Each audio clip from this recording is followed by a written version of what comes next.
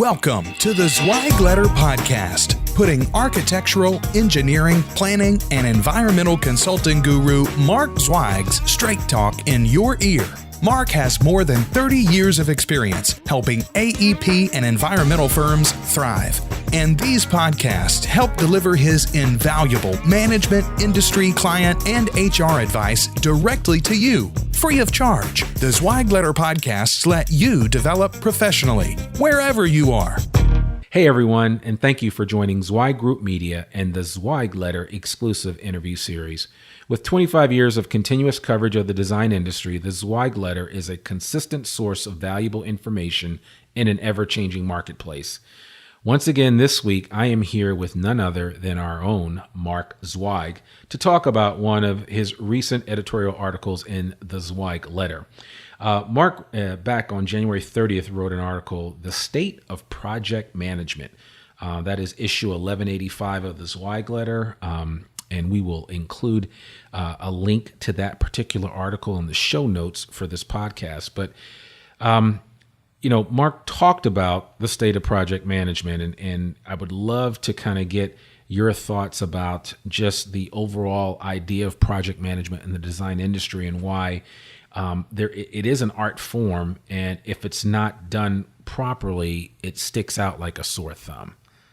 Well, it's a project business. That's all the business does, is it does projects. Right. So if you can't do that well, you basically aren't functioning very well. Yeah. It's kind of a simple idea. Generally, it's an ad hoc function, and in most companies, it's not anyone's full-time job. Right. So along with that, it's just like anything else. You get some people who are good at things, and you get a lot of people who aren't so good at it. Yeah. You know? Yeah. I mean, think about it. It's like you could hang wallpaper. If you hung wallpaper all day, you'd probably be really good at it. Right. If you do it like twice a year, you might not be that good at it. Yeah. If you do it like 10 times a year, you might be better at it than if you did it twice a year, but not as good at it as somebody that does it every day. Yeah. Therein lies the problem. We don't have specialists that are full-time project managers, and the business doesn't lend itself to that for the most part unless they're mega jobs. Yeah. There are some environments where that's the case, and they generally have better project management. Well, and as you mentioned that in this particular article, you kind of break it down over all of the areas or the shortcomings when it comes to project management that most firms are struggling with. One of the things you talked about was specifically just the interaction with the client and how important client communication is through the project management process. You also talked about just in terms of making sure you have the right people handling the project and managing it from that perspective, and why if you have the wrong person in the PM role, that it ultimately can affect the project itself. Absolutely. I mean, you got to get the right person. You got to get the right person for the client. You got to get the right person in terms of who else they'll be interacting with in your firm. You need people who are specialized and focused on serving particular client types, so they really understand kind of what makes them tick and what their standards are and what their expectations are and what their priorities are. It's essential. Getting the right person on the job as the PM is, and you got to team them up with the right principal too. Right. Some principals are control freaks and want to do more of the design. Some want to do more of the client contact, but aren't so good at design. I mean, different people have different strengths and weaknesses. You need people who bolster the weaknesses of each other. Yeah. And you talked about, I know, and you've talked about this in general about, it comes down to the complete package. Anybody that's going to be a project manager has to be someone that you can put in front of a client that, I guess, speaks the King's English. Yeah. Can, like I said, really communicate, can deal with and problem solve, which is hugely important, and can ultimately represent the firm well. And assert themselves when they need to be. When the client comes back and wants all kinds of stuff done that's not in the contract. Right. Not just lay down and go, okay, and then create a liability for the company to do it. Right. Yeah, you need all those things. It's hard to find. I mean, you need really smart, really talented great communicators. Yeah. Is that easy to find? No. I don't care what, and whether we're talking about architects, engineers, anybody, any job. It's not easy to find all those things, but you need all that. Right. To be an effective project manager. It's so critical. It's the most important thing that they're good communicators. And it drives me crazy every day. I mean, I see people, they just can't communicate clearly and succinctly. And it hurts them, or they say things that are bound to make the reader go, what? What are you talking about? Right. Why would you say that? I don't understand that. I mean, it doesn't make any sense, or it gives me the idea you think something about me that's not true, or Yeah. Well, you are a stickler, certainly when it comes to the King's English and its proper use in written form, especially. And I mean, there's something to be said for that, because I mean, you don't want to create. I mean, no project manager can afford to create ambiguity in any of their communication. Well, and not just that. If you don't use the language properly, there are people who will judge you, and they will unfairly judge you. Yeah, right. If you don't use it properly, then they'll say you're stupid. Yeah. And it's just the way some people are. Yeah.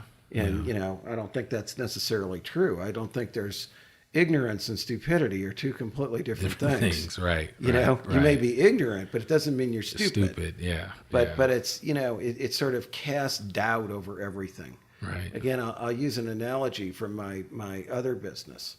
If we sell a house and in the inspection report they come up with 32 things to fix, it doesn't make the people feel warm and fuzzy. Right. That the stuff, even if it's all minor, it calls into question everything that you did. Yeah. Major or minor. Right. Okay?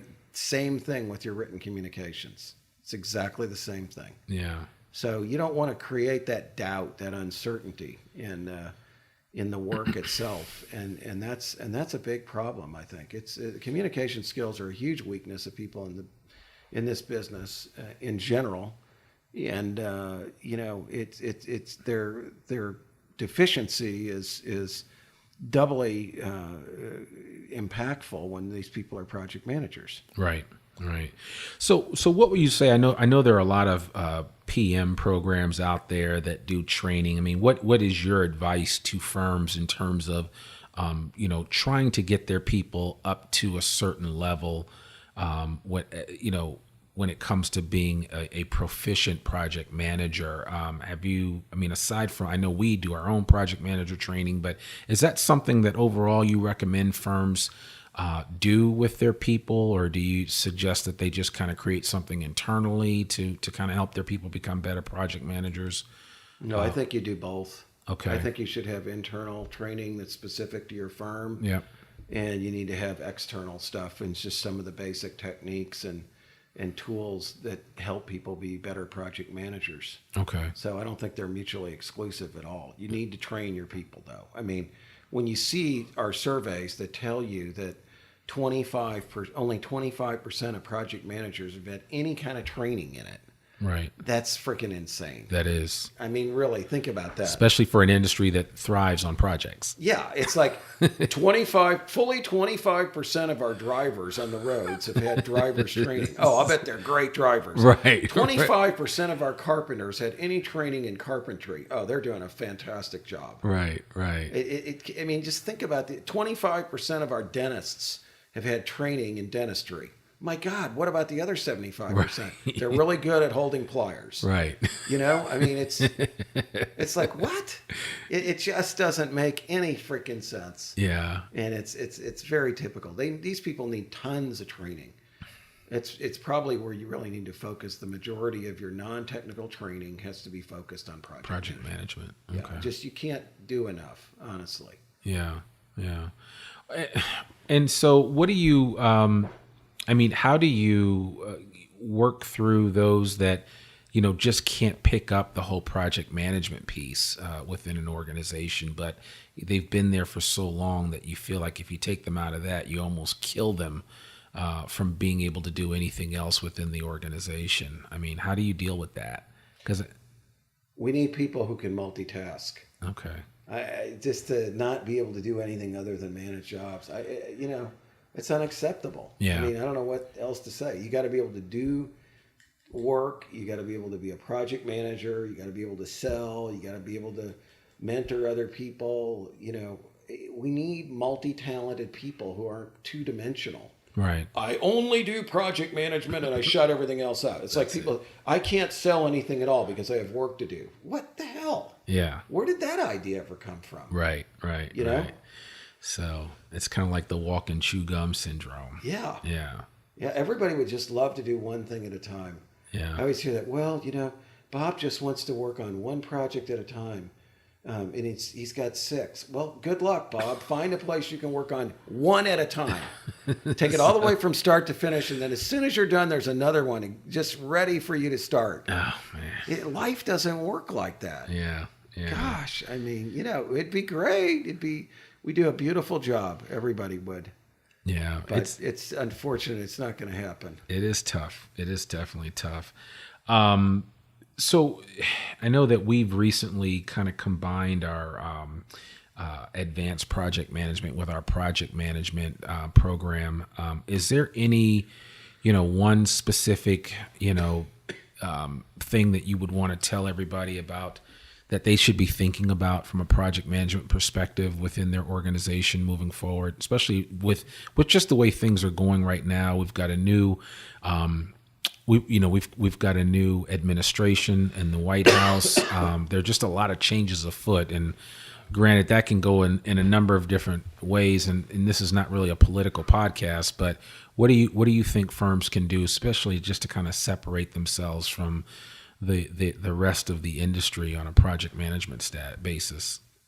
Put out a weekly job status report. Okay. Every single job. Don't make the client ask for it. Include everybody on the client's team, not just the person you're dealing with, but everybody else. Include everybody on your project team and everybody who's a subconsultant on it that needs to be included. Put out a weekly job status report. That's the most important thing. What did we do this week? What are we going to do next week? Any other special issues or concerns? We're waiting for information from Bob to do this. We haven't been paid in 60 days. You name it. Yeah. There's nothing's going to happen. The project's in review at the city. It's not going to come back for 2 weeks. Right. Tell people what the hell is going on. Force everybody to do this memo. Critical. Yeah. It's just absolutely critical. Everything will go better if you just do that one thing, and you'll know what's going on in your company if you're copied on them. Yeah. Yeah. I know. Read I know the you. things. I know you read them all that we do. I do. We have to do that, and I always know as soon as I send a weekly memo out that if there is an issue or if you have a question about anything, it's coming back within the first 10 or 15 minutes of that email going out, if not sooner. So, It's how you keep yourself informed, and you can spot problems before they occur. Yeah. And or before they get out of control. Clients love it. Yeah. They feel like you're doing so. The biggest mistake these firms do is design firms. They get a job and then they just go away for 6 weeks. You don't hear anything from them. Right. I work with them. I go through this.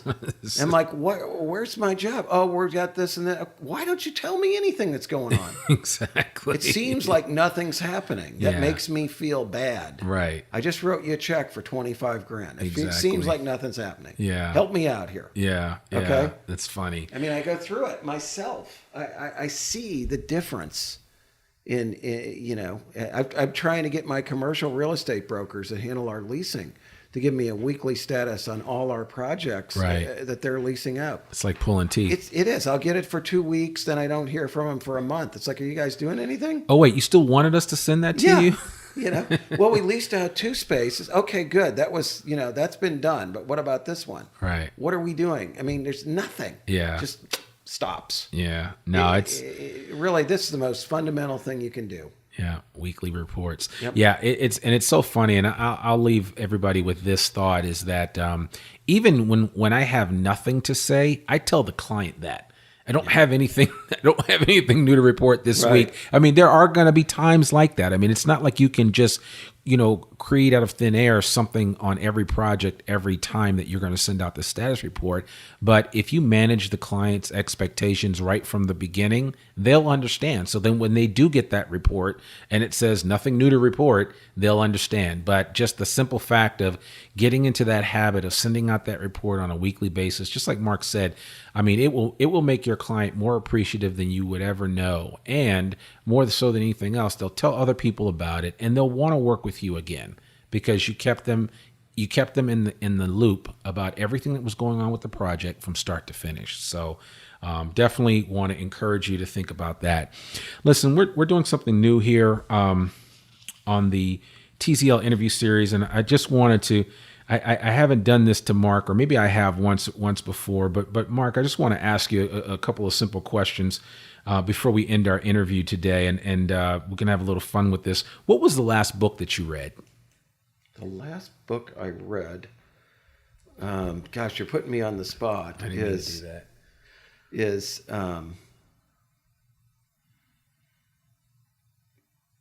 I tell you what it actually was, and this is almost embarrassing because I've made so much fun of it. Good to Great. Jim Collins' book. Did you read it to see why you were making fun of it? Yeah. Yes. Okay. All right. Yes. Did it reaffirm your thoughts? Yes. Okay. All right. That's what I thought. No, I mean, it's a good book. Right. I like the ideology that they used. Right. How you look at these companies with a fresh set of eyes. And Yeah. have no preconceived notions on what happened and how they did it, and Right. look for commonality.